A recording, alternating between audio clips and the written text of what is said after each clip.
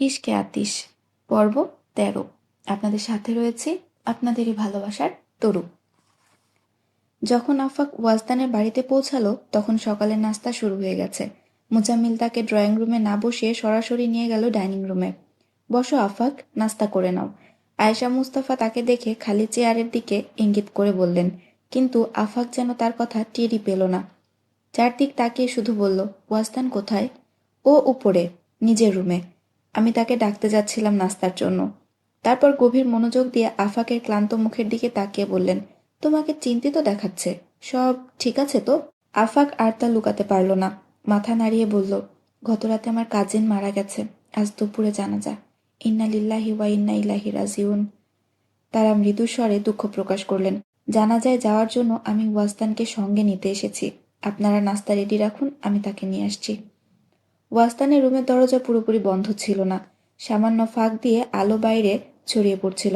আফাক ধীরে ধীরে দরজা পুরো খুলে দিল। ওয়াজদান কার্পেটে বসে মাথা বিছানার কিনারায় ঠেকিয়ে ছাদে ফ্যালফ্যাল করে তাকিয়েছিল। তার চারপাশে মালিহার ছবি ছড়িয়েছিল। আফাক জানত ওয়াজদানকে মালিহার মৃত্যুর খবর দেওয়া দুনিয়ার সবচেয়ে কঠিন কাজ হতে পারে। তবুও আফাক সাহস করে এখানে এসেছে, কিন্তু ওয়াজদানের এই অবস্থা দেখে তার ভেতরে সমস্ত শক্তি ভেঙে পড়ল। ওয়াজদান! কষ্ট করে তাকে ডাকল আফাক। ওয়াজদান প্রথমে তার উপস্থিতির তোয়াক্কা করল না। কয়েক মুহূর্তের পর চোখ তুলে আফাকের দিকে তাকালো, ধীরে ধীরে উঠে বসল। মালিহা কেমন আছে? আফাক মুহূর্তের জন্য স্থবির হয়ে গেল। সে বুঝল না কিভাবে এই প্রশ্নের উত্তর দেবে। অবশেষে সিদ্ধান্ত নিল প্রশ্নটি এড়িয়ে যাবে। উঠে রেডি হয়ে নাও ওয়াজদান, তোমাকে আমার সঙ্গে যেতে হবে। কোথায়? চলো, তাহলেই জানতে পারবে। আমাকে যেতেই হবে? ওয়াজদান অনুভব করল যে তার প্রশ্ন এড়িয়ে যাওয়া হচ্ছে, কিন্তু কিছু বলল না। আফাক বুঝতে পারছিল ওয়াজদান রুম থেকে বের হতে চাইছে না। তার মনের অবস্থা বোঝার পরও আফাক বিরক্ত হয়ে বলল, অপরিহার্য না হলে তোমাকে নিতে আসতাম না। প্লিজ, আর প্রশ্ন করো না। আমি নিজেই দুশ্চিন্তায় আছি। এরপর ওয়াজদান আর কোনো প্রশ্ন করল না। আফাক গাড়ি চালাতে চালাতে সাহস জড়ো করছিল, যাতে ওয়াজদানকে মালিহার মৃত্যুর খবর দিতে পারে, কিন্তু কোনো শব্দই খুঁজে পাচ্ছিল না যা দিয়ে এই দুঃসংবাদটি জানাবে। ওয়াজদানও কোনো প্রশ্ন করল না, শুধু হাতের দিকে তাকিয়ে চুপচাপ বসে থাকলো। গাড়ি থেমে গেল। ওয়াজদান জানালা দিয়ে তাকিয়ে চমকে উঠল। নিশ্চিত হতে তার চোখ পড়ল বিশাল লোহার গেটের পাশে থাকা সোনালি নাম প্লেটে কাসোরে ফারুকি লেখা। তুমি আমাকে এখানে কেন এনেছো? সে বিস্মিত দৃষ্টিতে আফাকের দিকে তাকালো, কিন্তু আফাক কোনো উত্তর দিল না, শুধু দরজা খুলে গাড়ি থেকে নেমে গেল। ওয়াজদান বুঝল আফাক ইচ্ছে করেই কিছু বলছে না। ওয়াজদান গাড়ির মধ্যে বসে থাকলে আফাক সামনে ঘুরে এসে দরজা খুলে দিল। ওয়াজদান দেখল আফাক তার চোখে চোখ রাখা এড়ানোর চেষ্টা করছে। বিভ্রান্ত দৃষ্টিতে সে গাড়ি থেকে নামল। আফাক বলল, চলো, আর সামনের দিকে হাঁটা দিল। ওয়াজদানও পিছু নিল, কিন্তু কয়েক পা এগোতেই সে যেন এক প্রবল ধাক্কা খেল। এক রাতেই কাসরে ফারুকের দৃশ্যপট পুরো পাল্টে গিয়েছিল। রাতে যেখানে দেয়াল থেকে সৌরভ আর আলোর ঝর্ণা প্রবাহিত হচ্ছিল, সেই প্রাসাদ দিনের আলোয় যেন নিস্তব্ধ মরুভূমি হয়ে উঠেছিল। যেখানে রাতভর হাসির গুঞ্জন বাতাসে দোল খাচ্ছিল, আজ সেখানে মানুষের ছায়া নিশ্চুপ ঘুরে বেড়াচ্ছে। কেউ এতটা ধীরে পা ফেলছিল যেন তার অস্তিত্বও যেন বাতাসে বিলীন হয়ে যায়। উজ্জ্বল মুখগুলো নিস্তেজ, প্রাণবন্ত কথোপকথন রূপ নিয়েছে ফিসফিসে। কিছুক্ষণ পর পর কাসরে ফারুকের ভেতর থেকে শোকের চাপা আওয়াজ ভেসে আসছিল। বাগানের এক কোণে বসে থাকা কয়েকজন পুরুষ চুপচাপ নিজেদের মুখ ঢেকে চোখের কোণে জমে থাকা অশ্রু মুছে নিচ্ছিল। আর একটু সামনে এগিয়ে যেতেই ওয়াজদান তাকিয়ে রইল সেই কোণের দিকে, যেখানে টেবিলগুলো স্তূপাকারে রাখা, চেয়ারগুলো এলোমেলোভাবে সাজানো, আর সামনে কার্পেট বিছানো। তার উপর বসে থাকা মানুষের কণ্ঠে ধীর স্বরে বয়ে চলেছে কুরআনের তিলাওয়াত। তাদের মাঝে ওয়াজদান দেখল আজহার ফারুকী বসে আছেন। গতরাতে যখন ওয়াজদান আজহার ফারুকীকে দেখেছিল, তখন তিনি ছিলেন গৌরবময় ও দৃপ্ত। দৃঢ় পদক্ষেপে নুরুল হুদাকে সঙ্গে নিয়ে আপন মহিমায় এগিয়ে যাচ্ছিলেন। তার উপস্থিতির গম্ভীরতা এতটাই তীব্র ছিল যে যখন তিনি সেই চিরচেনা ভঙ্গিতে শীতল চোখে কারো দিকে তাকাতেন, তখন মানুষ অজান্তেই মুগ্ধ হয়ে নত হয়ে যেত। কিন্তু আজ সেই শির নত, থুতনি বেদনার ভারে বুকে ঠেকানো, পিছন বেঁকে যাওয়া শরীর, দুই কাঁধ ক্লান্তিতে নুয়ে পড়েছে।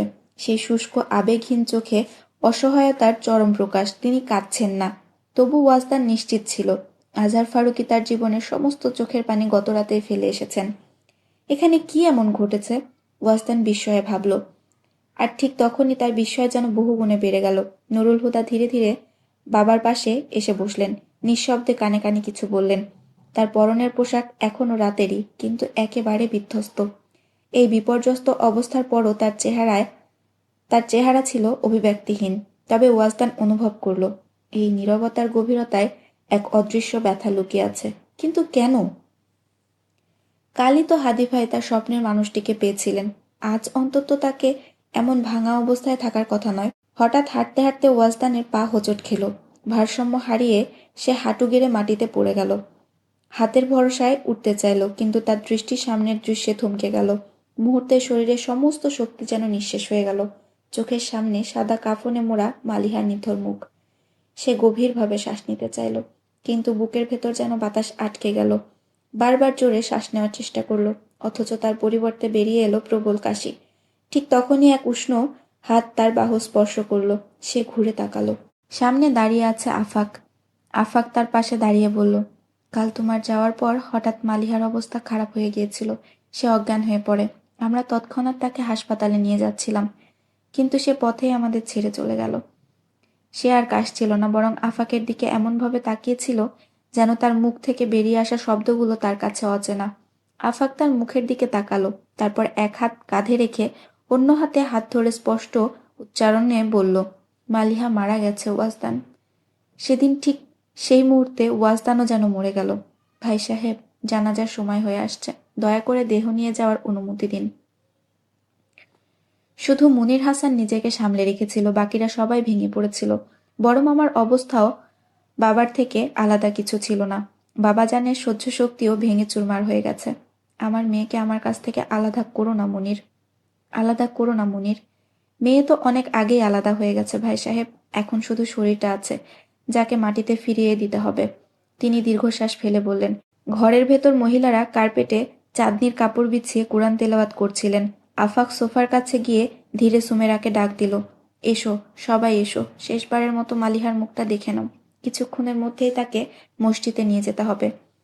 তার চোখ ভরে উঠছিল অশ্রুকণায়, কিন্তু আফাক চোখের পলক না ফেলে তা আটকে রাখল।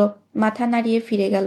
জানাজা তো হবেই, কিন্তু যখন শুনল এখন জানাজা তোলা হবে, এই ঘোষণা হলো, সাথে সাথে কান্নার রোল পড়ে গেল চারদিকে। মালিহা জীবনে কখনো শান্তি পায়নি, অথচ মৃত্যুর পর তার মুখে যেন অদ্ভুত শান্তি ফুটে উঠেছিল। ওয়াসদান মাথা তুলে নুরুল হুদার দিকে তাকালো, যে হঠাৎ অস্থির হয়ে উঠেছিল। যদি ভাগ্য এতটা নিষ্ঠুর না হতো, আজকের দিনটি হয়তো তার জীবনের সবচেয়ে সুন্দর দিন হতে পারত। কিন্তু আমি এক দোয়া করেছিলাম, যে আমার সুখের জন্য নিজের দুঃখ সহ্য করার সাহস রাখে, তাকে যেন কখনো দুঃখ না দেওয়া হয়। আমি কিভাবে তাকে ছেড়ে যাওয়ার সাহস খুঁজে পাবো, যে আমাকে ছেড়ে যাওয়ার অনুমতি দিয়ে দিল? ওয়াসদানের মনে বারবার বাজছিল এই কথাগুলো।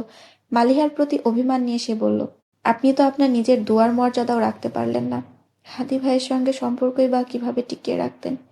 সে এখনো নিজের অন্তরের গভীরে উকি দিয়ে দেখেনি সেখানে আসলে কতটা ভাঙচুর লুকিয়ে আছে, কিংবা আদৌ কিছু অবশিষ্ট আছে কিনা। তার সমস্ত চিন্তা কেবল ঘুরপাক খাচ্ছিল নুরুল হুদার চারপাশে, কারণ মালিহা কোনোদিনই নুরুল হুদার আগে অন্য কিছু ভাবতে শেখেনি। আপনার এই ব্যবহার সত্যিই বড় নিষ্ঠুর মালিহা। কাফনের সাদা কাপড়ের ভাঁজ থেকে উকি দেওয়া মালিহার শান্ত মুখের দিকে একদৃষ্টে তাকিয়ে রইল সে। কালই তো বিচ্ছেদের ঘোষণা দিলেন, আর আজ হাদি ভাইকেও ছেড়ে চলে গেলেন। আমার প্রতিও দয়া দেখালেন না, অন্তত হাদি ভাইয়ের কথাটা ভাবতে পারতেন। ওয়াসদানের চোখ অশ্রুতে ভরে উঠল। দৃষ্টি ঝাপসা হয়ে গেল মালিহার মুখের ওপর। বুকের ভেতর হাহাকার জেগে উঠল এই তীব্র বোধে, যে আজ শেষবারের মতো মালিহাকে দেখছি। এরপর আর কোনো দিন কোনো মুহূর্তে এই চেহারা আমার চোখের সামনে আসবে না। ইস, যদি একবার সে ফিরে আসতো, শেষবারের মতো, আমি একবার প্রাণ ভরে তাকে দেখে নিতে পারতাম। অথচ এখন তো সারাটা জীবন তাকে ছাড়া কাটাতে হবে, দীর্ঘ যুগ পার করতে হবে তাকে ছাড়া। বেঁচে থাকার মতো অন্তত একটা আশ্রয় তো থাকা চাই। তার হৃদয়ের গহীনে এক তীব্র আকুলতা জেগে উঠল। আজ যদি কেউ গিয়ে তাকে জিজ্ঞেস করতো সে কি পুরো জীবনের ভিড় থেকে একটি মুহূর্ত আমাকে দিতে পারবে না, শুধু একটি মুহূর্ত, কেবল একবার দেখা দিতে পারবে না? আজ আমার মতো কি সেও একইভাবে ছটফট করছিল?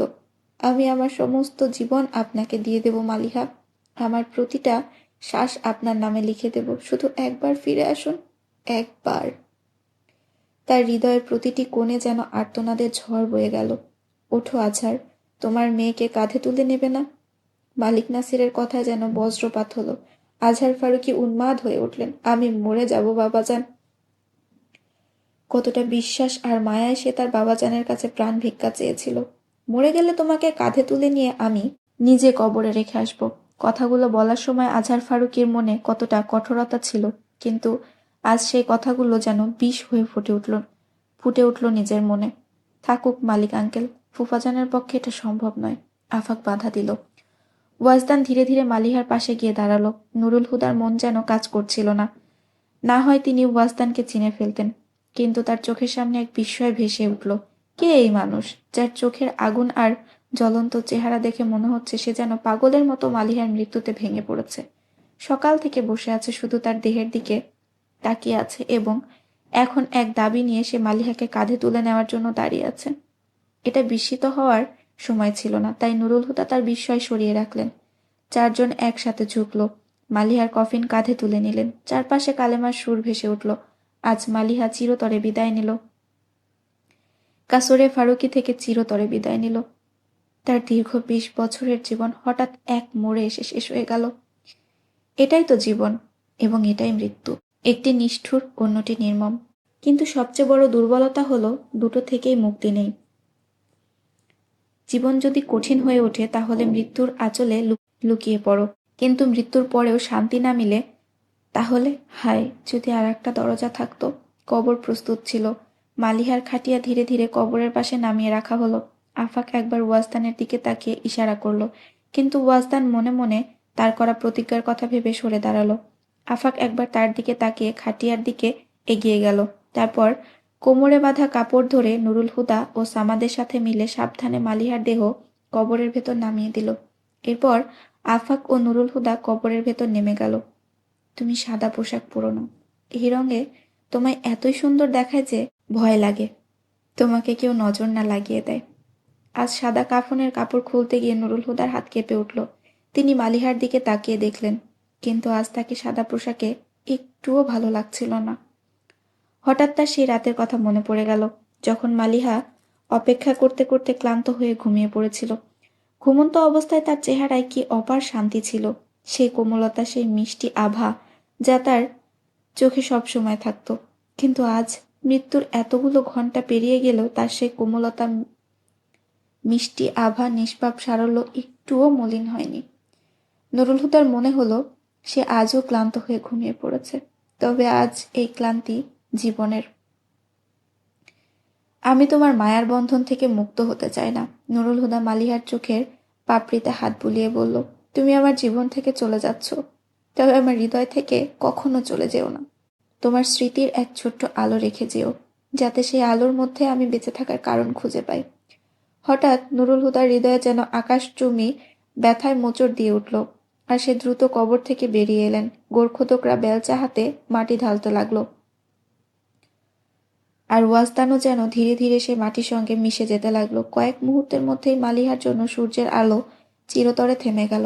তার অসম্পূর্ণ ভালোবাসা, অধরার স্বপ্ন, ভেঙে পড়া আকাঙ্ক্ষা, সবকিছু মাটির নিচে চাপা পড়ে গেল।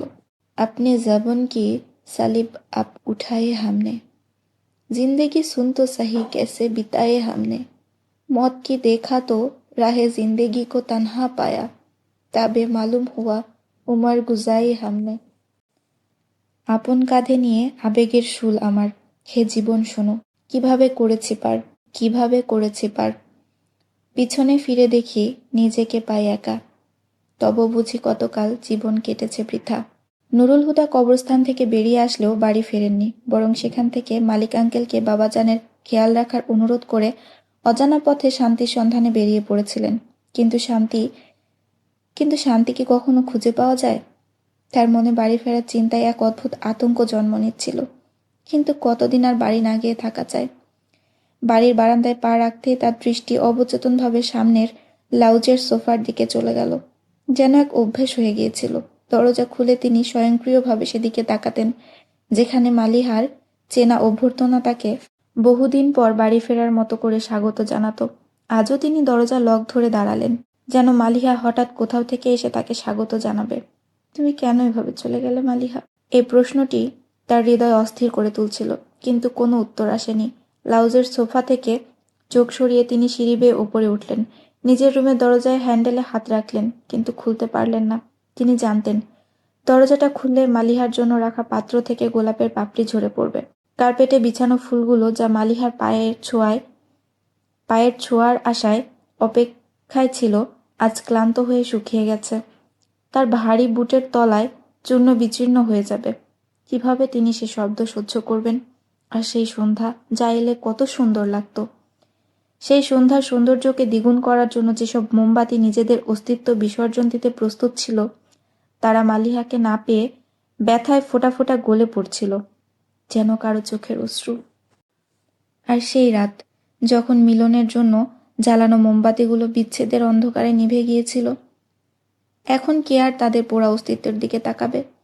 সাজানো বিছানার উপর ছাদ থেকে ঝুলে থাকা গোলাপের মালাগুলো, যারা এতদিন সতেজ ছিল, আজ তাদের সজীবতা ম্লান হয়ে গেছে। নুরুল হুদা কিভাবে সেই বিবর্ণ সৌন্দর্যের সাক্ষী থাকবেন? এই সমস্ত আয়োজন ছিল মালিহার জন্য। যখন সেই আর এখানে নেই, তখন তিনি কিভাবে এই রুমে প্রবেশ করবেন? ধীরে ধীরে নুরুল হুদার হাত দরজার হ্যান্ডেল থেকে সরে এলো।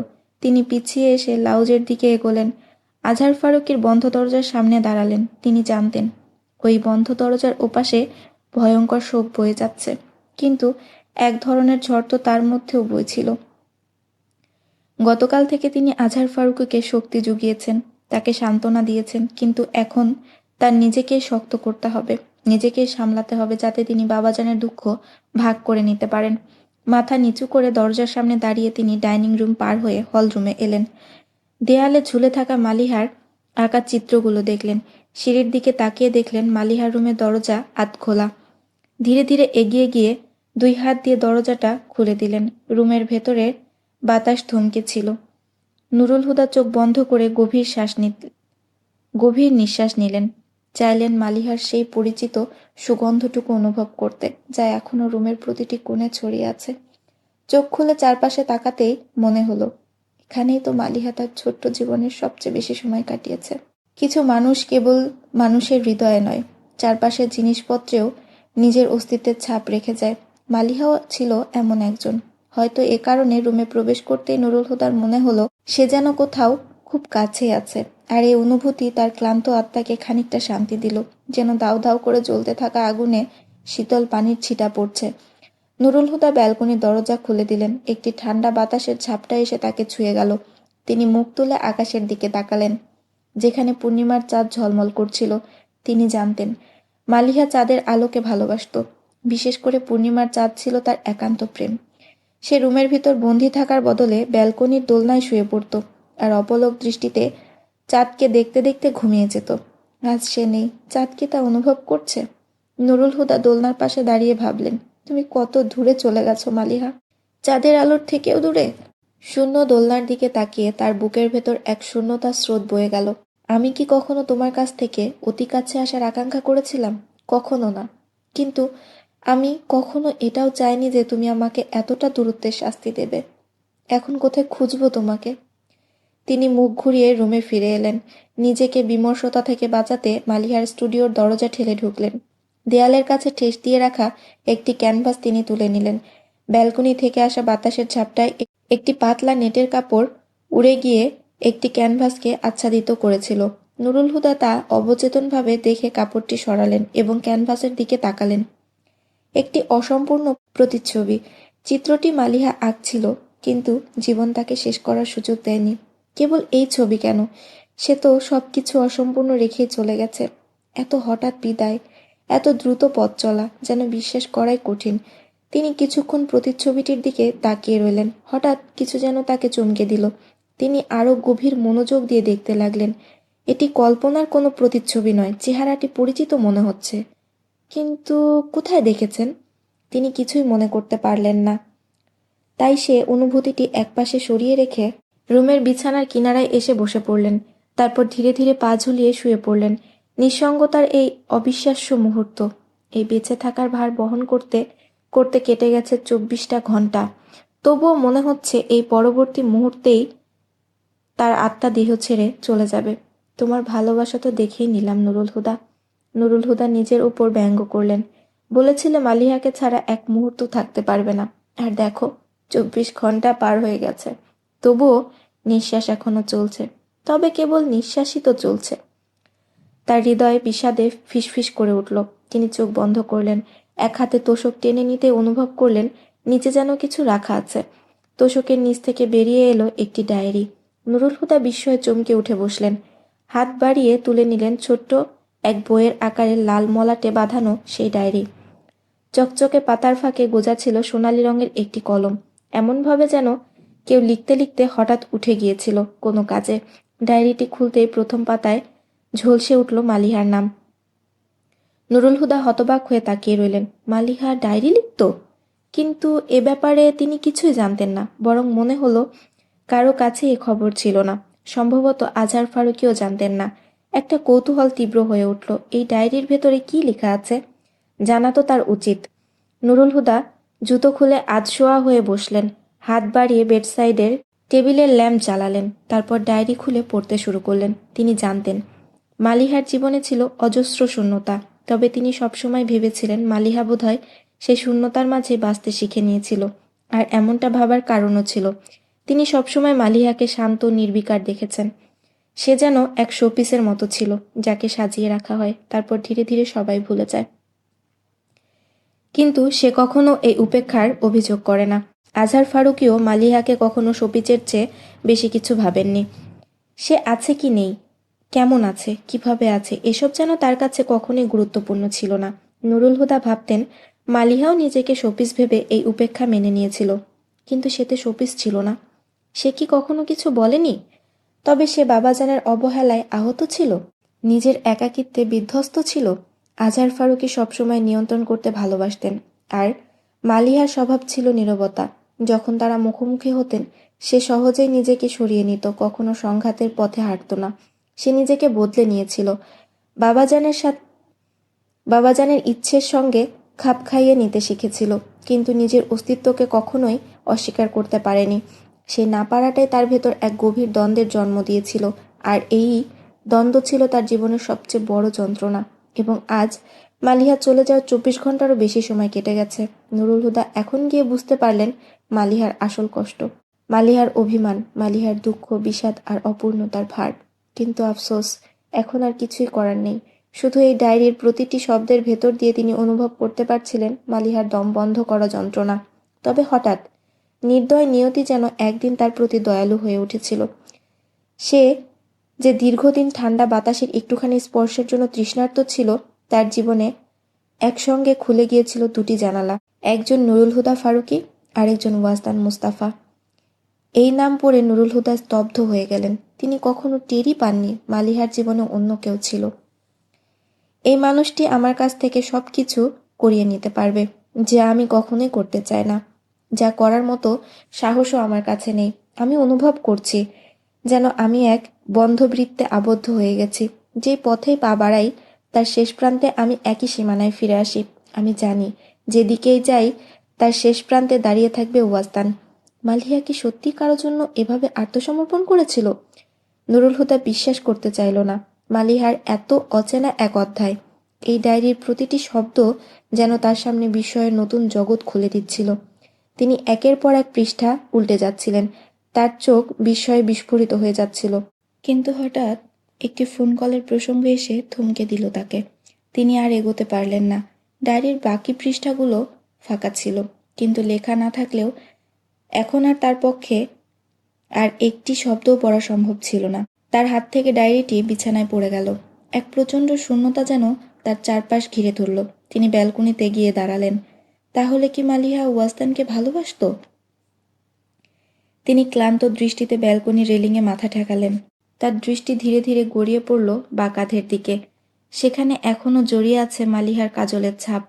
হঠাৎ যেন কুয়াশা কেটে যেতে লাগলো। ধীরে ধীরে সেই দাগের উপর আঙুল বুলিয়ে তার স্মৃতির ধুলোমাখা পর্দাগুলো এক এক করে সরাতে লাগলেন। মনটা যেন এক জটিল ধাঁধার ছক আঁকতে শুরু করলো। প্রতিটি সূত্র একে অপরের সঙ্গে মিলিয়ে নিলেন।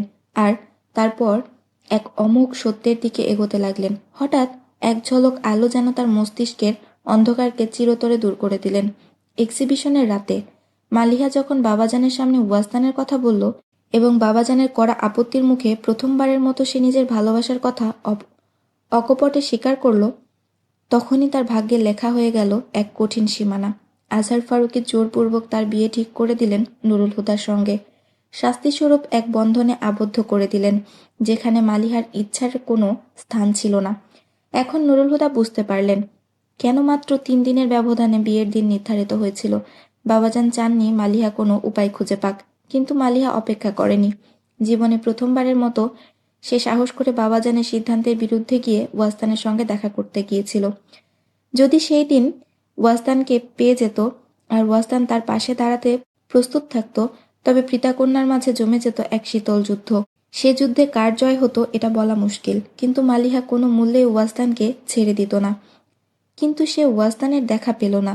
আর যখন ঘরে ফিরল, সব আত্মীয় স্বজন এসে জড়ো হয়েছিল তার আঁকতে অংশ নিতে। তার সামনে তখন আর কোনো রাস্তা ছিল না। কি আশ্চর্যের বিষয়, যে মেয়ে আজীবন নিজেকে দমিয়ে রেখেছে, প্রতিবারই কিনা প্রতিদ্বন্দ্বিতায় হার মেনে নিয়েছে, সেই মেয়েই প্রথমবার নিজের হৃদয়ের ডাকে সাড়া দিয়েছিল। বাবাজানের সিদ্ধান্তের বিপরীতে দাঁড়ানোর সাহস দেখিয়েছিল, তবু শেষমেশ নিয়তির নির্মম খেলা তাকে পিছু হটতে বাধ্য করল। কিন্তু সে রাতে ওই ফোন কলটি কার ছিল? নুরুল হুদা ভাবতে লাগলেন। হঠাৎ তার মনে ঝিলিক দিয়ে উঠল, বিয়ের রাতে সেই অপরিচিত ছেলেটি যে স্টেজে এসে তাকে অভিনন্দন জানিয়েছিল। হাদি ভাই, আমি আপনাকে বলবো না যে মালিহাকে সুখে রাখুন, কারণ আমি জানি আপনি তাকে সুখে রাখা ছাড়া থাকতে পারবেন না। কে ছিল সে? নুরুল হুদার স্মৃতিতে ভেসে উঠল, মালিহার জানা যায় একজন ছিল, যে এক মুহূর্তের জন্য কফিনের কাজ সরায়নি। সবাই পালা করে দূরে সরে যাচ্ছিল, কিন্তু সে ছিল অটল অবিচল। আর দাফনের পর যখন আফাক তাকে জিজ্ঞেস করলো, তুমি কি এখানে থাকবে, সে শুধু বলেছিল, আমার দরকার ছিল আত্মার। এখানে আছে শুধু দেহ, থেকে কি হবে? চলো আফাক, ফিরে যাই। এতটা ভালোবাসার অধিকার কার ছিল? এক বজ্রপাতের মতো সত্য তার সামনে জ্বলজ্বল করে উঠল। তিনি ছুটে গেলেন স্টুডিওতে। পেন্টিংয়ের সামনে দাঁড়িয়ে নিজের স্মৃতির সব কোণা একত্র করে দেখল। এটাই ওয়াস্তান মুস্তফার চেহারা। যদি সে বিয়ের রাতে এসে থাকে, তবে নিশ্চয়ই আক্তের রাতের সেই ফোন কলটিও তারই ছিল। কিন্তু সবকিছু তো ইতোমধ্যে শেষ। নুরুল হুদার হৃদয়ে এক তীব্র ব্যথা ছড়িয়ে পড়ল।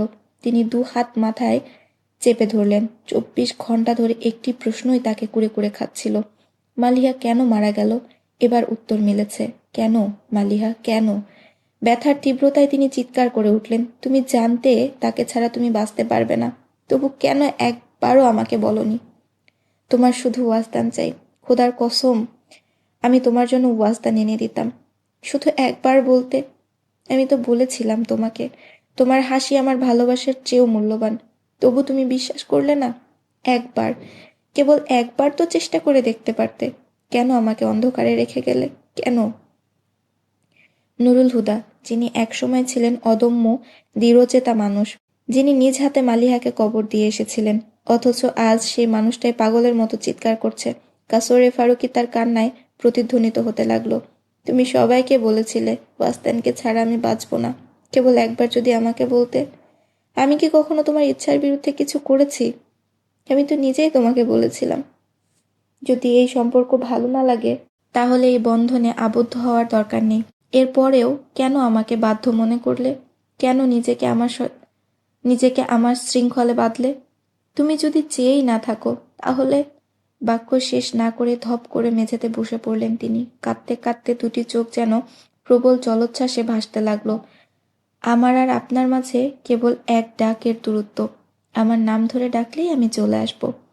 মালিহার সেই শেষ শব্দগুলো যেন কানে বাজছিল, আর তিনি নির্বিকার হয়ে পাগলের মতো তাকে ডাকছিল, ফিরে এসো মালিহা, তোমাকে ছাড়া বেঁচে থাকা অসম্ভব।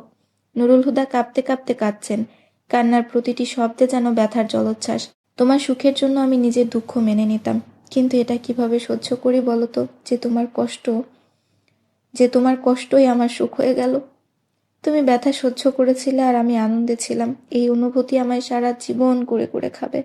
পূর্ণিমার চাঁদের আলোয় মেঝেতে 2 হাত রেখে মাথা নিচু করে কাঁদতে থাকা মানুষটি সত্যিই সারা জীবন আর শান্তি পাননি। ওয়াজদান সকালেই বেরিয়ে গিয়েছিল, আর এখন রাত 11টা বাজে। তার কোনো খোঁজ নেই।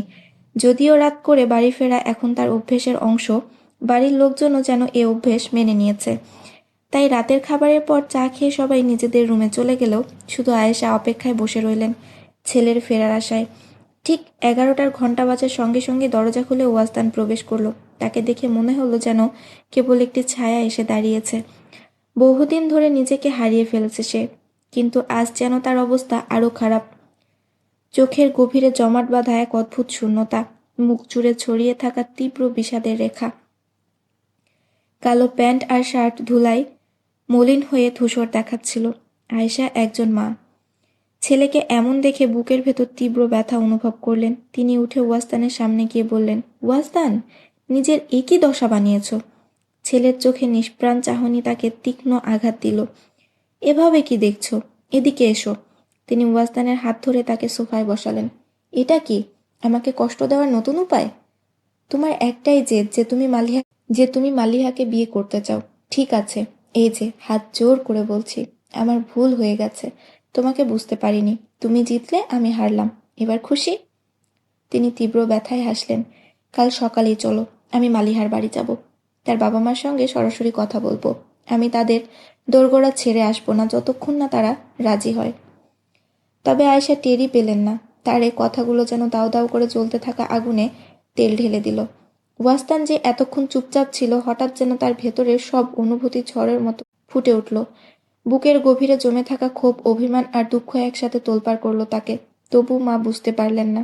আমি তোমার জন্য খাবার নিয়ে আসি, ততক্ষণে তুমি গোসল করে জামা বদলে নাও, ঠিক আছে? ছোট্ট শিশুর মতো স্নেহময় কণ্ঠে বলে রান্নাঘরের দিকে চলে গেলেন, কিন্তু ওয়াজদানের ভেতর তখন শুধু দুঃখের ধোঁয়া। তার মনের ভেতর যেন হাজারো কণ্ঠস্বর।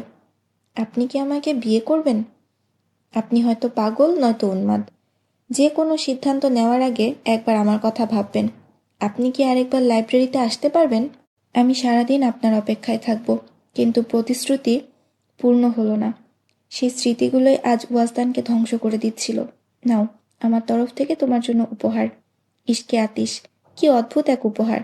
ওয়াজদান 2 হাত দিয়ে কান ঢেকে নিল, মাথা গুজে রাখলো হাঁটুর মাঝে। তবু সে কণ্ঠস্বর থামল না।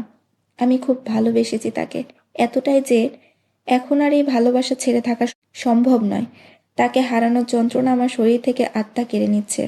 ওয়াজদানের চোখের সামনে ভেসে উঠল সাদা কাফনে মোড়ানো মালিহার মুখ। ওয়াজদান বলেছিল, আমি কিয়ামত পর্যন্ত আপনার জন্য অপেক্ষায় থাকব। আর সেই প্রতিশ্রুতি যেন নিয়তির কলমে চিরস্থায়ীভাবে সেই কিয়ামত পর্যন্ত অপেক্ষা আজ ওয়াজদানের ভাগ্যে লিখে দেওয়া হলো। এক দীর্ঘ অনন্ত অপেক্ষা। ওয়াজদানের মনে হলো হঠাৎ যেন কেউ তীক্ষ্ণভাবে হাসছে। মনে হচ্ছিল নিয়তি যেন তার দুঃখ নিয়ে উপহাস করছে। সে মুখ ঢেকে ফুপিয়ে কাঁদতে লাগলো। ঠিক তখনই সে শুনতে পেল চুরির শব্দ। মাথা তুলে দেখল লিভিং রুমের খোলা দরজার বাইরে চাঁদের আলোয় দাঁড়িয়ে আছে এক অবয়ব। হাত বাড়িয়ে যেন বৃষ্টির ফোঁটা ছুঁতে চাইছে। আর মাঝে মাঝে হাতের তালু চাঁদের আলো ছুঁয়ে গেলে বাচ্চাদের মতন আনন্দে হেসে উঠছে। লম্বা চুলের ঢেউ তার পিঠ ঢেকে রেখেছে। ওয়াজদান এক নজরে চিনে ফেলল তাকে, কিন্তু বিস্ময়ে নাম উচ্চারণ করতে কয়েক সেকেন্ড লেগে গেল। মালিহা! ওয়াজদানের ডাক শুনে সে দ্রুত ঘুরে তাকালো, এবং সত্যি সে মালিহাই ছিল। এক চঞ্চল হাসির সাথে তাকালো ওয়াজদানের দিকে, তারপর হঠাৎই এক হাত বাড়িয়ে দিল, যেন ওয়াজদানকে ডাকছে। ওয়াজদান ব্যাকুল হয়ে উঠে দাঁড়ালো, বাইরে ছুটে গেল। কিন্তু যখনই সে মালিহার হাত ধরতে চাইল, তখনই মালিহা হাসতে হাসতে এক পা পিছিয়ে গেল, তারপর দৌড়ে পালালো। মালিহা! ওয়াজদান চিৎকার করে ডাকলো। সে একবার ফিরে তাকালো, কিন্তু থামল না। দৌড়ে গেটের বাইরে চলে গেল। মালিহা, প্লিজ থামুন। ওয়াজদানও গেটের দিকে ছুটে গেল। গেটের বাইরে সে 2 হাত পেছনে বেঁধে এক রহস্যময় হাসি নিয়ে দাঁড়িয়েছিল। ওয়াজদান কাছে যেতেই আবার পিছিয়ে যেতে লাগলো। আমি আর কতদিন আপনাকে ডাকতে থাকবো? আর আপনি কতদিন এভাবে আমার কাছ থেকে পালিয়ে যাবেন? তার কণ্ঠে ছিল অভিমান। কিন্তু মালিহা তারপরেও পেছনের দিকে হাঁটতে লাগলো। ওয়াজদান তার হাত ধরতে চাইলে সে আবার ঘুরে দৌড়ে পালাতে লাগলো। ওয়াজদানও পিছু নিল। দুজনের ছুটে যাওয়া মিলিয়ে গেল অন্ধকার পথে। এদিকে আয়েশা খাবারের ট্রে হাতে নিয়ে লিভিং রুমে এসে দেখলেন ওয়াজদান নেই। দরজা খোলা। বাইরে তাকাতেই দেখলেন সে গেট পেরিয়ে দৌড়াচ্ছে। ওয়াজদান! তিনি ডাক দিলেন, কিন্তু সে শুনল না। তিনি দ্রুত এগিয়ে গিয়ে গেটের দিকে দেখলেন ওয়াস্তান দৌড়ে কোনো এক গলিতে হারিয়ে গেল। হঠাৎই তার বুকের ভেতর এক অজানা আতঙ্ক ছড়িয়ে পড়ল। তিনি দ্রুত দৌড়ে ঘরে ফিরে স্বামীকে জাগালেন। মুস্তাফা সাহেব, ওয়াজদানকে থামান, সে আবার কোথায় যেন চলে যাচ্ছে। মুস্তাফা চোখ মেলে তাকালেন। ওয়াজদান বাসায় ফিরেছিল? আয়শা কান্না ভেজা কণ্ঠে বললেন, হ্যাঁ, কিন্তু সে আবার চলে গেল। আমার মন কেমন যেন করছে। মুস্তাফা সাহেব, আমার ছেলেকে তোমার কাছে ফিরিয়ে আনুন। তিনি পুরো ঘটনার আসল রহস্য ধরতে পারছিলেন না। শুধু এটুকু পরিষ্কার ছিল ওয়াজদান এসেছিল, কিন্তু তারপর সে আবার কোথায় যেন হারিয়ে গেছে। মুস্তাফা আজিম বললেন, ওয়াজদান কেন গেছে? আর গেলেও বা সমস্যা কোথায়? আবার তো ফিরে আসবে। মুস্তাফা সাহেব, আমার ছেলেকে ফিরিয়ে আনুন। আমি জানি সে আর ফিরে আসবে না। এই কথাগুলোতে এমন এক ব্যথা, এমন এক অদ্ভুত দৃঢ়তা ছিল যা মুস্তাফার বুক কাঁপিয়ে দিল। তিনি টের পেলেন কিছু একটা সত্যি গন্ডগোল হয়েছে। এখন প্রশ্ন করার সময় নয়, শুধু ছুটে বেরিয়ে পড়তে হবে ওয়াজদানের খোঁজে। তিনি হঠাৎ উঠে দাঁড়ালেন। নাইট ড্রেসে পায়ে স্লিপার পরে ছুটে বাইরে গেলেন। আয়েশাও দ্রুত বেরিয়ে গেলেন। চিন্তায় অস্থির হয়ে পাশের দরজায় কড়া নাড়তে লাগলেন। মুজাম্মিল, মুজাম্মিল, ওঠো, তোমার ভাই কোথায় যেন চলে গেছে। কিন্তু মুস্তাফা কারো কথা শোনার মতো অবস্থায় ছিল না। তিনি কিছু না শুনে, কিছু না বুঝে ওয়াজদানের খোঁজে অন্ধকার রাস্তায় বেরিয়ে গেলেন। গেটের সামনে এসে তিনি দেখলেন গাড়ি আছে, বাইকও আছে। তাহলে ওয়াজদান কি হেঁটে বেরিয়ে গেছে? একথা মনে হতে মুস্তাফার হৃদয় যেন আরেকবার ধক করে উঠল। না, এক মুহূর্ত দেরি করা যাবে না। একথা ভাবতে ভাবতেই তিনি রাস্তায় চলে গেলেন। মুজাম্মিল দরজা খুলে দেখল তার মা অস্থির হয়ে কাঁপছেন। কি হয়েছে মা?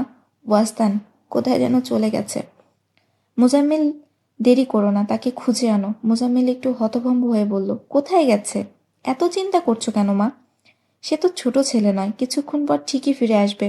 কিন্তু আয়েশা অশ্রু আটকে রাখতে পারলেন না। না মুজাম্মিল, আমার মন বলছে ও আর ফিরবে না। তুমি দয়া করে তাকে খুঁজে আনো। তোমার আব্বুও খুঁজতে বের হয়েছে।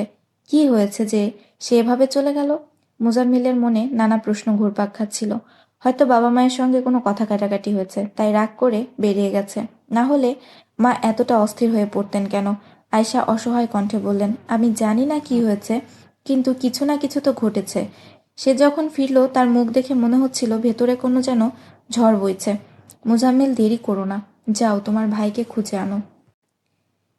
এই বলে তিনি হঠাৎ কান্নায় ভেঙে পড়লেন। মুজাম্মিল স্তব্ধ হয়ে তাকিয়ে রইল। আচ্ছা মা, কান্না করো না প্লিজ, আমি যাচ্ছি তাকে খুঁজতে। তারপর দ্রুত গাড়ির চাবি নিয়ে বেরিয়ে পড়ল।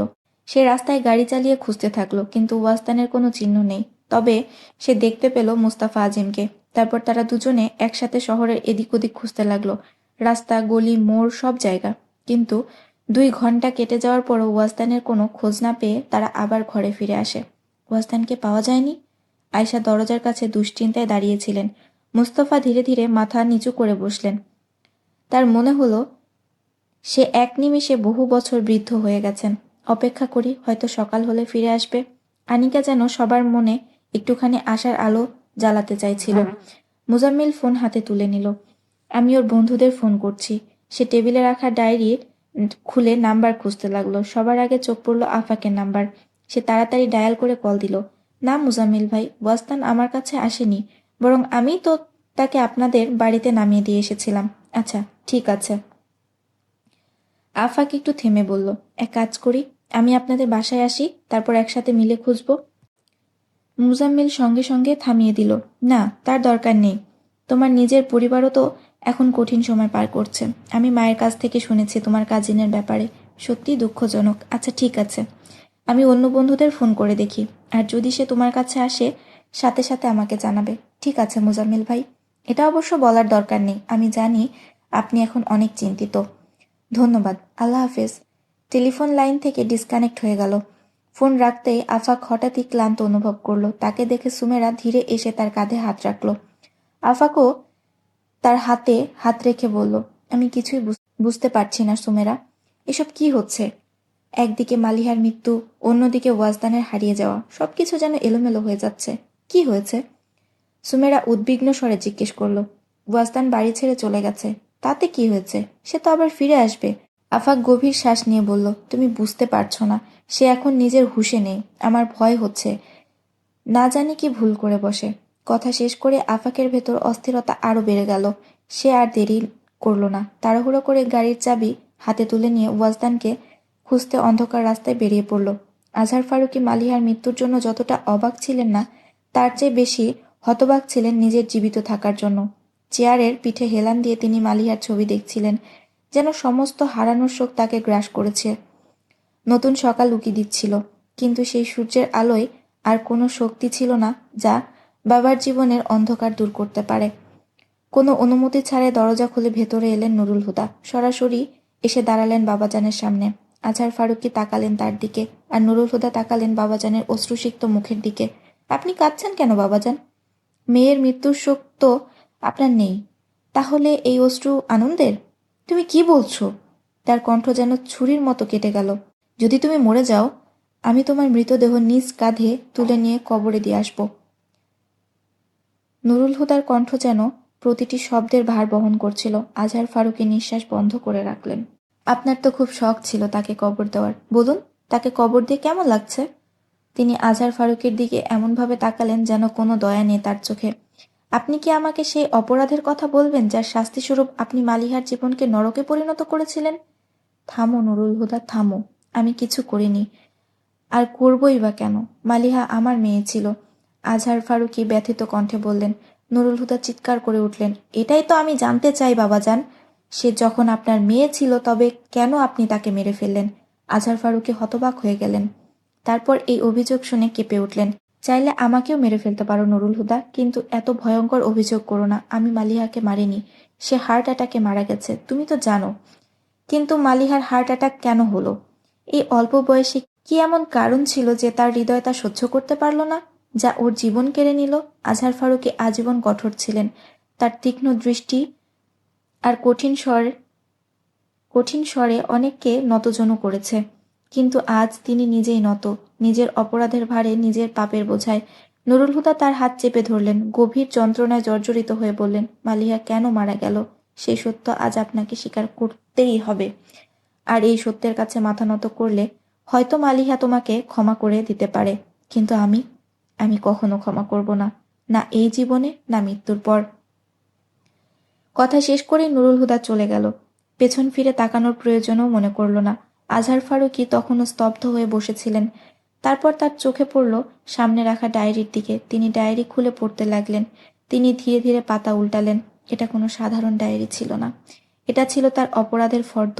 তিনি অনুভব করলেন যেন আদালতের কাঠগড়ায় দাঁড়িয়ে আছেন, আর এক নির্দয় কণ্ঠ তার অপরাধগুলোর বিবরণ পড়ছে।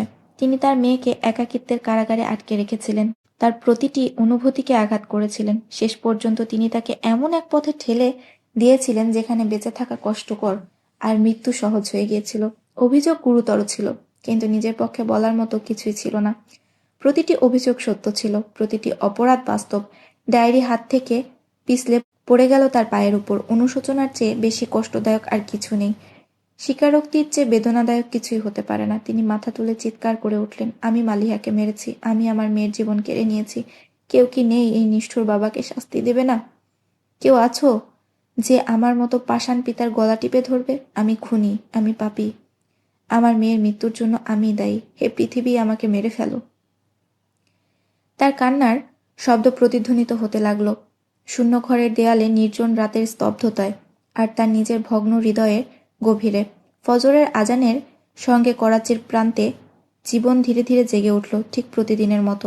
চাচা, হোটেলের মালিক চাচা এক বালতি হাতে দুধ দোহানো শেষ করে হাজির হলেন, সঙ্গে ছোট ছেলেটি। যেন ভোরের আলো ফোটার আগেই প্রস্তুত হয়ে যায় দিনের নাস্তার জন্য।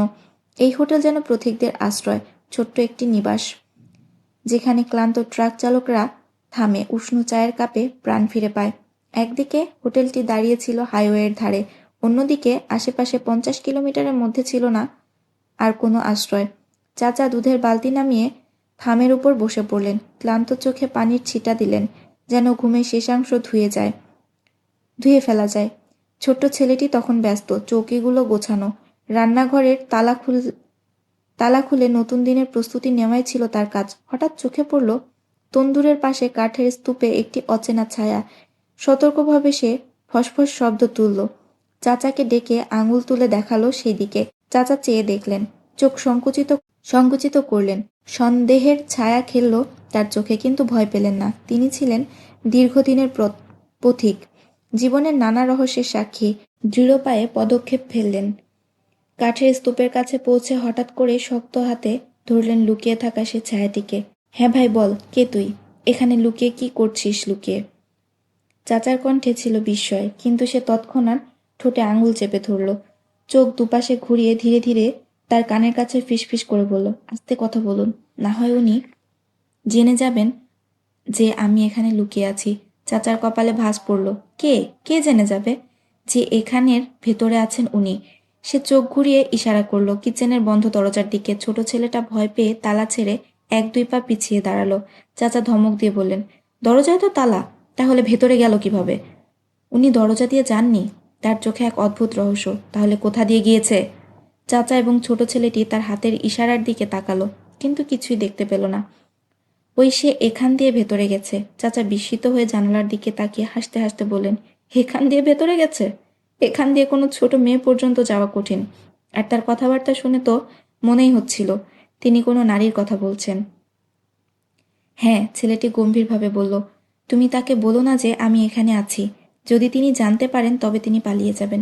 আচ্ছা বলবো না, তবে আমাদের দেখা করতে তো কোনো নিষেধাজ্ঞা নেই। এ ছোটু, তালা খুলে দে।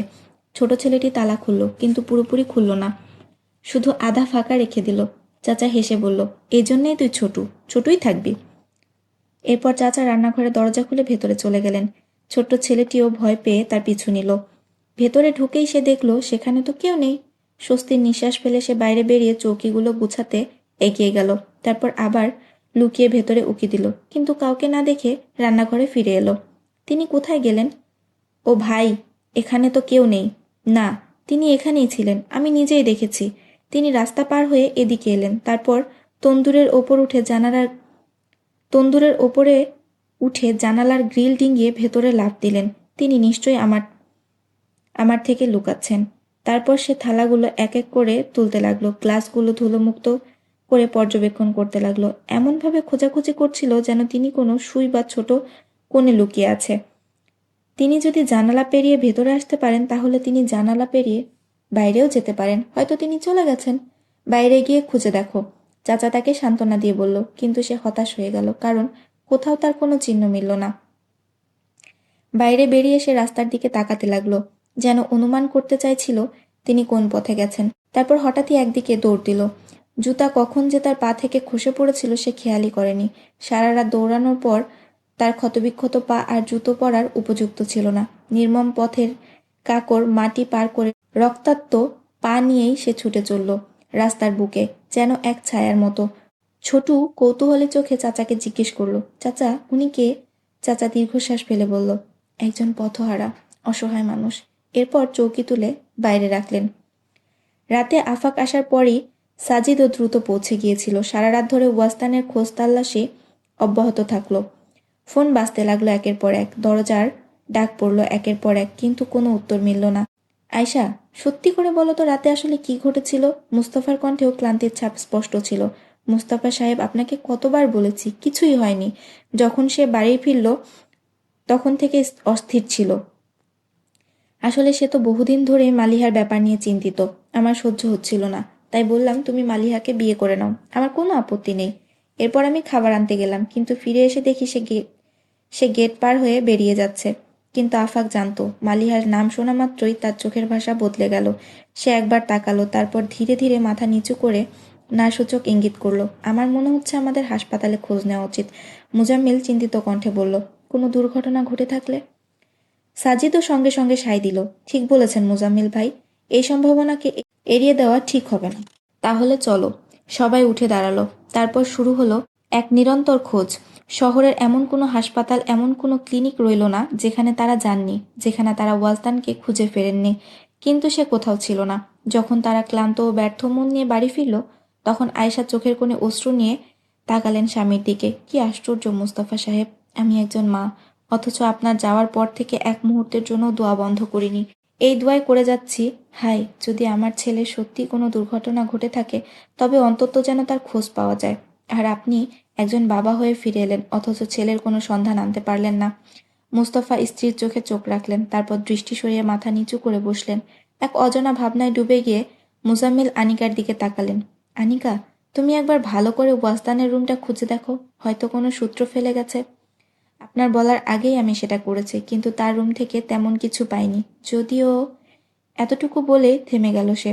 মোজাম্মেল তৎক্ষণাৎ জিজ্ঞেস করল, কি কি পেয়েছ? ওয়াসদানের জাতীয় পরিচয়পত্র, ড্রাইভিং লাইসেন্স, চেকবুক, সব কিছু উধাও। আমি প্রতিটি সম্ভাব্য জায়গায় খুঁজেছি, কিন্তু কোথাও নেই। এক মুহূর্তে নিস্তব্ধতা। সবাই যেন একসঙ্গে একই ভাবনার গভীরে তলিয়ে গেল। তার মানে ওয়াসদান তার দরকারি কাগজপত্র এবং চেকবুক সহ সবকিছু সঙ্গে নিয়ে গেছে? সাজিদ উদ্বিগ্ন কণ্ঠে বলল, এবং যদি তাই হয়, তাহলে সে যেখানে গেছে সম্ভবত আর ফিরে আসার ইচ্ছে নিয়ে যায়নি। মোস্তফা আজিম যেন ভাষাহীন হয়ে গেলেন, আর আয়শা ওড়নায় মুখ চেপে ধরে নির্বাক কান্নায় ভেঙে পড়লেন। আফাক আনিকার দিকে তাকিয়ে জানতে চাইল, তার ব্যবহারের অন্যান্য জিনিসপত্রের মধ্যে আর কি কি নেই। আর কিছু না, তার পোশাক, জুতো সবকিছু যথাস্থানে রয়েছে, এমনকি তার ওয়ালেট বিছানার পাশের ড্রয়ারে পেয়েছি। আর সবচেয়ে আশ্চর্যের বিষয়, সে মালিহার ছবিগুলো বাড়িতে রেখে গেছে। মালিহার ছবি? আফাক বিস্ময়ে উচ্চারণ করল। আনিকা মাথা নেড়ে একটি খাম এগিয়ে দিল। এটা ওয়াসদানের বইয়ের মধ্যে পেয়েছে। মুজাম্মিলের আগেই আফাক খামটি হাতে নিয়ে ছবি বের করল। একটি ছবি মুস্তাফা আজিমের হাতে ধরিয়ে দিল। সাজিদ বাকি ছবি দুটি নিয়ে একটি আফাককে দিল, অন্যটি নিজে দেখতে লাগলো। এক ঝলক দেখে বুঝতে পারল এগুলো সেই ছবি যেগুলো ওয়াসদান তার ক্যামেরায় তুলেছিল। কিন্তু কিভাবে নিশ্চিত হওয়া যায় যে এই মেয়েই মালিহা?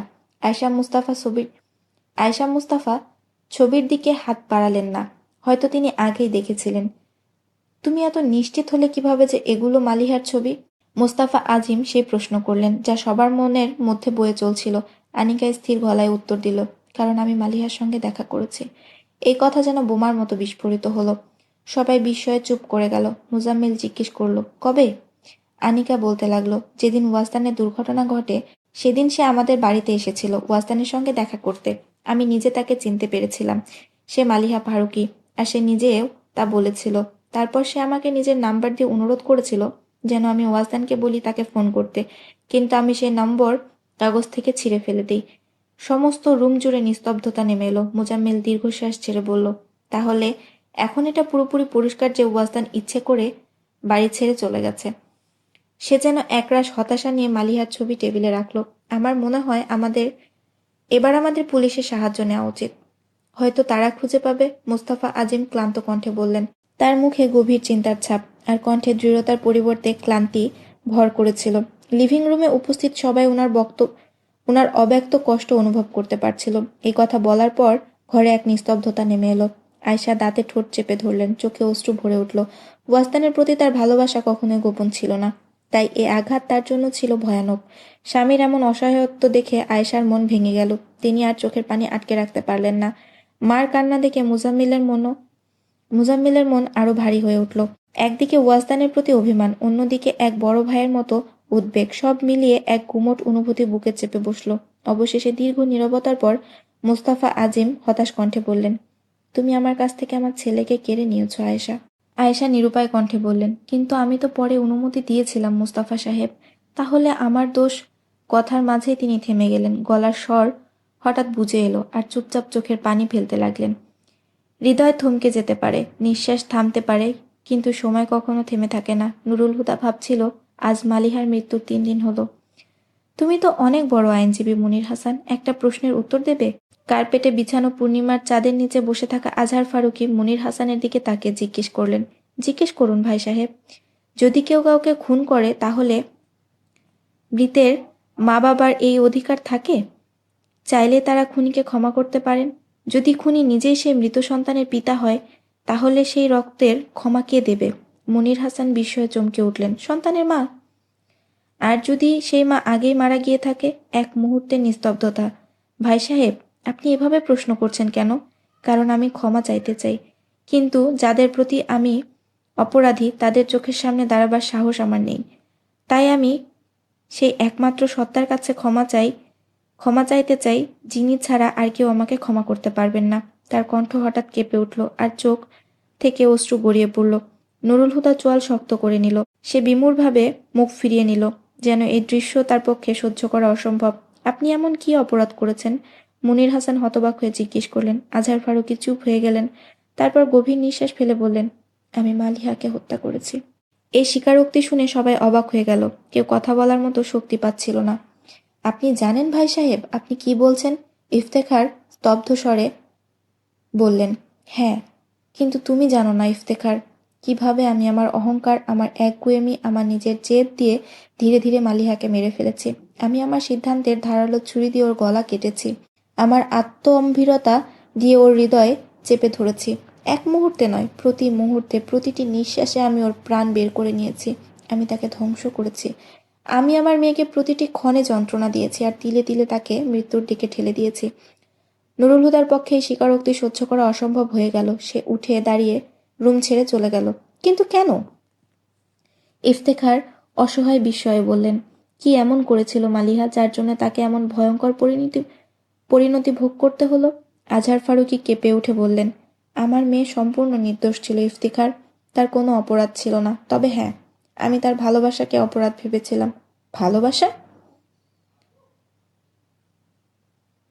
আমনা বিস্ময়ে উচ্চারণ করলেন, হ্যাঁ, ভালোবাসা। আমার মেয়ে ভালোবেসেছিল। কাকে? আজহার ফারুকী বড় মামুনির দিকে তাকালেন। বললেন, ও ভালোবেসেছিল ওয়াস্তান মুস্তাফাকে। কি? সুমেরা আর আফাক ছাড়া সেখানে উপস্থিত প্রতিটি মানুষ হতভম্ব হয়ে গেল। অজান্তেই সবার মনে মালিহার চেহারা ভেসে উঠল, আর তার সঙ্গে ওয়াস্তান মুস্তাফারও। আমি মালিহার বিয়ে ঠিক করিনি ইফতিখার। আমি আমার মেয়ের মৃত্যুর দিন, সময় আর মুহূর্ত ঠিক করেছিলাম। তার কণ্ঠ কেঁপে উঠল। তিনি অসহায় স্বরে বললেন, আর দেখো, মৃত্যু এক মুহূর্তও দেরি করেনি। তিনি উচ্চ স্বরে কেঁদে উঠলেন, আমার মালিহাকে কেউ ফিরিয়ে আনো। আমি তার পায়ের কাছে পড়ে ক্ষমা চাইব। ইফতেখার হাসানের নিজের দুঃখ কম ছিল না। এই মালিহার চেহারায় তিনি তার প্রয়াত বোনের প্রতিচ্ছবি দেখতে পেতেন। তিনি নিজেও মালিহাকে অনেক বেশি স্নেহ করতেন। আজহার ফারুকের প্রতি আগে তার করুণা ছিল। আল্লাহ কত দেরিতে সন্তান দিয়েছিলেন, আর কত তাড়াতাড়ি, কত সহজেই আবার তা কেড়ে নিলেন। কিন্তু এখন এখন তার মনে আর কোনো দয়া অবশিষ্ট নেই। তিনি নিষ্প্রাণ দৃষ্টিতে কাঁদতে থাকা আজহার ফারুকের দিকে তাকিয়ে রইলেন, যেন সামনে কোনো নাটকের দৃশ্য চলছে। ইফতেখার ঠান্ডা গলায় বললেন, কোন আশায় ক্ষমার কথা বলছেন ভাই সাহেব? যে মানুষ নিজের সন্তানের নির্দোষতাকে স্বীকার করতে পারেনি, তার পাপ কে ক্ষমা করবে? আমার এত বড় মন নেই যে সেই পাষাণ হৃদয়কে ক্ষমা করব, যে নিজের সন্তানের প্রতিও করুণা করতে শেখেনি। আপনার কি সত্যি এতটুকু ক্ষমতা আছে যে নিজেকে করুণা করতে পারবেন, নিজেকে ক্ষমা করতে পারবেন? আজহার ফারুকী অপরাধের মতো মাথা নিচু করে নিলেন। ইফতেখার আবার বললেন, যদি আপনি নিজেকেই ক্ষমা করতে না পারেন, তাহলে বলুন অন্য কেউ কিভাবে আপনাকে ক্ষমা করবে?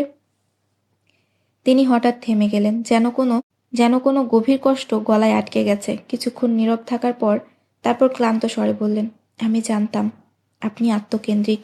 আপনার অহংকার, আপনার জেদ আপনার কাছে সবকিছুর চেয়ে প্রিয়। কিন্তু আমি ভেবেছিলাম অন্তত মালিহার জন্য আপনার হৃদয়ে ভালোবাসা থাকবে। কিন্তু আমি কতটা ভুল ছিলাম। যে পাষাণতা আপনি মালিহার জন্য দেখিয়েছেন, তার কারোর মধ্যে নেই। তিনি দীর্ঘশ্বাস ফেলে চুপ হয়ে গেলেন। কেন যাচ্ছ ইফতেখার? মৃত মেয়েটির সঙ্গে তোমারও তো রক্তের সম্পর্ক ছিল। তুমি চাইলে আমাকে গালি দাও, অভিশাপ দাও, এমন শাস্তি দাও যাতে আমার আত্মা কেঁপে ওঠে। শাস্তি ইতোমধ্যে ঠিক হয়ে গেছে ভাই সাহেব। আমনা আগুন ঝরানো চোখে তাকালেন। এখন আপনি প্রতিনিয়ত নিজের আত্মার কাছে করুণা চাইবেন। আপনি হাত তুলে নিজের জন্য অভিশাপ চাইবেন। আপনার ভুল আপনাকে প্রতিটি মুহূর্তে কুরে কুরে খাবে। আপনি জানেন আপনার অপরাধ কতটা ভয়াবহ। এই গুনাহের জন্য সবচেয়ে বড় শাস্তি হলো সারা জীবন ক্ষমার জন্য আকুল থাকা, কিন্তু কখনো নিজেকে ক্ষমা না করতে পারা। আজহার ফারুকের মুখ বিবর্ণ হয়ে গেল, যেন সারা শরীর থেকে রক্ত ঝরে গেছে। ইফতেখার উঠে দাঁড়ালেন। তার সঙ্গে সঙ্গে সবাই উঠে দাঁড়ালো। বাবাজান যেন সর্বস্ব হারিয়ে কাঁপতে কাঁপতে এগিয়ে এলেন। তুমি আমাকে ক্ষমা না করে যেতে পারো না ইফতেখার। কিন্তু ইফতেখার নির্দয়ভাবে তার হাত সরিয়ে নিয়ে বললেন, আমি আপনাকে কখনোই ক্ষমা করতে পারবো না। আজীবন যাকে তিনি শ্রদ্ধা করেছেন, তার সামনে মাথা নিচু করে কথা বলছেন। আজ তার প্রতি কোনো শ্রদ্ধা অবশিষ্ট নেই। তিনি পেছনে না তাকিয়ে সোজা সামনে এগিয়ে গেলেন, যেন পেছনে কোনো ইতিহাসই ছিল না। যেও না মুনির হাসান। আজহার ফারুকী এবার তার বাহু চেপে ধরলেন। মুনির হাসান থমকে গেলেন, চোখে কঠিন দৃষ্টি। আপনি কোন সম্পর্কের দাবিতে আমাকে আটকে রাখছেন ভাই সাহেব? আমার বোন তো বহু বছর আগেই পৃথিবী ছেড়ে গেছে, আর আজ তার স্মৃতিও শেষ হয়ে গেল। এখন আমাদের সঙ্গে আপনার কি সম্পর্ক? যান ভাই সাহেব, আল্লাহ আপনাকে আপনার শাস্তি সহ্য করার শক্তি দিন। তিনি এক ঝটকায় তার হাত সরিয়ে নিয়ে সোজা দরজার দিকে এগিয়ে গেলেন। তার পেছন পেছন চললেন মালিহার সব মামিরা, খালারা, কাজিনরা সবাই। আজ থেকে কাসরে ফারুকি তাদের জন্য ফাঁকা হয়ে গেল। নুরুল হুদা বাগানে পায়চারি করছিলেন। বাড়ির ভেতর থেকে সবাইকে বেরিয়ে আসতে দেখে তিনি দ্রুত পোর্টিকোর দিকে এগিয়ে এলেন। ইফতেখার হাসান ইতোমধ্যে গাড়ির দরজা খুলে বসতে যাচ্ছিলেন। মামুজান! নুরুল হুদা হঠাৎ পেছন থেকে এসে দরজায় হাত রেখে বাধা দিলেন। ইফতেখার হাসান পেছনে তাকালেন, চোখে একরাশ হতাশা নিয়ে। নুরুল হুদা, আমি যা দেখেছি তারপর শোনার মতো আর কিছু বাকি আছে বলে মনে হয় না। তার কণ্ঠে কষ্ট ছিল, কিন্তু কঠোরতা ঢাকেনি। নুরুল হুদা অপরাধীর মতো মাথা নিচু করে বললেন, আমি কিছুই জানতাম না মামুজান। ইফতেখার হাসান দীর্ঘশ্বাস ফেললেন। আমি জানি। তার কণ্ঠ ছিল ক্লান্ত, যেন এক যুগের বোঝা বইছেন। নুরুল হুদা তার মুখের দিকে তাকে ব্যথিত স্বরে বললেন, আমার সঙ্গে সম্পর্ক ছিন্ন করবেন না মামুজান। ইফতেখার হাসান এবার সত্যি কষ্ট পেলেন। তিনি একটু থামলেন, তারপর ম্লান হাসলেন। তোমার সঙ্গে আমার সম্পর্কই বা কবে ছিল নুরুল হুদা? যার সঙ্গে সম্পর্ক ছিল সে তো আর নেই। মমতার একটুখানি স্পর্শ ছিল, কিন্তু আজ তাও মুছে গেছে। এখন আমি সে মমতা কোথা থেকে খুঁজে আনবো? না নুরুল হুদা, এই কাসরে ফারুকিতে আমার জন্য আর কিছু নেই। সব কিছু শেষ হয়ে গেছে। আপনি বাবাজানের উপর রাগ করেছেন? নুরুল হুদা কাপা গলায় বললেন। তুমি কি করনি? ইফতেখার হাসান সোজাসুজি জিজ্ঞেস করলেন। নুরুল হুদা এক মুহূর্ত চুপ থেকে মাথা নত করে বললেন, হ্যাঁ, কিন্তু আমি ওনাকে ছেড়ে যেতে পারবো না। ইফতেখার হাসান কিছু বললেন না, শুধু একবার নুরুল হুদার চোখে তাকালেন, তারপর ধীরে বললেন, আল্লাহ হাফেজ। তিনি গাড়ির দরজা বন্ধ করে দিলেন। ইঞ্জিন স্টার্ট হলো। ধুলো উড়িয়ে গাড়ি চলে গেল। নুরুল হুদা স্থির দাঁড়িয়ে রইলেন, একা, নিঃসঙ্গ, যেন সারা দুনিয়া তাকে ফেলে চলে গেছে। তার দৃষ্টি স্থির হয়েছিল পোর্টিকোর মাটির দিকে, কিন্তু তার মন উন্মত্ত হয়ে ঘুরপাক খাচ্ছিল। আজহার ফারুকী। বাতাসে যেন তার কানে ভেসে এলো নামটি। তিনি ধীর পায়ে বাড়ির ভেতর ঢুকলেন, কিন্তু দরজার সামনে এসে থমকে গেলেন। গ্লাস ওয়ালের ওপারে লিভিং রুমে বাবাজান বসেছিলেন, তার মাথা নিচু, এক বাহু দিয়ে মুখ ঢেকে রেখেছিলেন আর ফিসফিস করে কারো সঙ্গে কথা বলছিলেন। তুমি আমাকে ফেলে চলে গেলে মালিহা। সবাই মুখ ফিরিয়ে নিচ্ছে আমার কাছ থেকে। এ কেমন শাস্তি তুমি আমায় দিয়ে গেলে? না আমি শাস্তি পাচ্ছি, না ক্ষমা। তাহলে প্রাশ্চয়াত্য করব কিভাবে? তার কণ্ঠ বিষাদময়, অপরাধ বোধে ভারী হয়ে গেছে। নুরুল হুদা নিঃশব্দে দাঁড়িয়ে শুনছিলেন। তার ভেতর যেন দুটি শক্তির টানাপোড়েন শুরু হলো। একদিকে হৃদয়ের এক গভীর টান তাকে তাড়িত করছিল, আজহার ফারুকীকে জড়িয়ে ধরে সব ভুলে যেতে মন চাইছিল। অন্যদিকে তার প্রতিটি শিরা উপশিরা প্রতিবাদ করছিল, চিৎকার করে বলতে চাইছিল, আপনার জন্য কোনো ক্ষমা নেই। দ্বিধায় পড়ে গেলেন নুরুল হুদা। এই টানাপোড়েনের মাঝে তার হৃদয় ভারী হয়ে উঠল, মাথা যেন ফেটে যেতে চাইছিল। তারপর তিনি নিজের মনের কথাই বাবাজানের উদ্দেশ্যে বললেন, নিঃশব্দে দৃঢ় প্রতিজ্ঞায়, চিন্তা করো না বাবাজান, আমি তোমাকে শাস্তি দেব, ঠিক সেই শাস্তি যা তুমি সারা জীবন মালিহার উপর চাপিয়ে দিয়েছ। আজহার ফারুকী শুনতে পেল না, কিন্তু তার কান্না ভেজা চোখে বিস্ময়ের ছায়া নেমে এলো। নুরুল হুদা নির্বিকারভাবে পাশ কাটিয়ে সোজা সিঁড়ির দিকে এগিয়ে গেলেন। আজহার ফারুকী তাকিয়ে রইলেন তার পেছনে, হতবাক হয়ে ভাবলেন, নুরুল হুদার মাঝে এই নির্মমতা কখনোই ছিল না।